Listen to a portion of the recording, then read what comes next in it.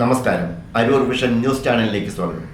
അരൂർ പള്ളിയർക്കാവ് ക്ഷേത്രത്തിന് സമീപം വൻമരം കടപുഴകി. ജപ്പാൻ കുടിവെള്ള പൈപ്പ് പൊട്ടി.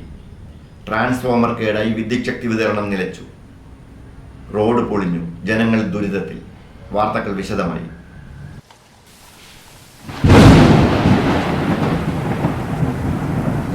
അരൂർ പള്ളിയർക്കാവ് ക്ഷേത്രത്തിന് സമീപം വൻമരം കടപുഴകി.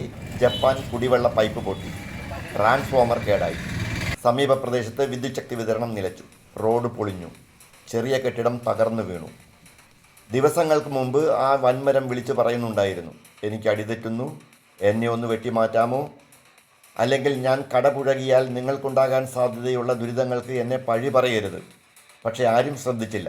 അരൂർ പള്ളിയറക്കാവ് ക്ഷേത്രത്തിന് സമീപമുള്ള വൻമരം കടപുഴകി വീണപ്പോൾ റോഡിനും ട്രാൻസ്ഫോമറിനും കെട്ടിടത്തിനും മാത്രമല്ല, ഇന്ന് പമ്പിംഗ് തുടങ്ങിയപ്പോഴാണ് അറിഞ്ഞത് റോഡരികിൽ കൂടി കടന്നു പോയിരുന്ന ജപ്പാൻ കുടിവെള്ള പദ്ധതിയുടെ പൈപ്പിനും തകരാറ് സംഭവിച്ചിട്ടുണ്ടെന്ന്. പൈപ്പ് പൊട്ടി ഏറെ ശുദ്ധജലം നഷ്ടപ്പെട്ടു കഴിഞ്ഞു. സമീപത്തെ വീടുകളിൽ വെള്ളവും കരണ്ടുമില്ലാതെ ജനജീവിതം ദുസ്സഹമായി തുടരുന്നു.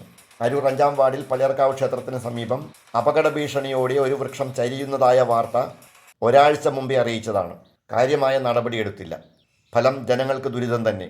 നാട്ടിലെ ജനങ്ങളുടെ പ്രശ്നങ്ങളുടെ നേർക്കാഴ്ചയായ മാധ്യമ വാർത്തകളെ അധികാരികൾ തിരസ്കരിക്കരുത് എന്ന അഭ്യർത്ഥനയുമുണ്ട്.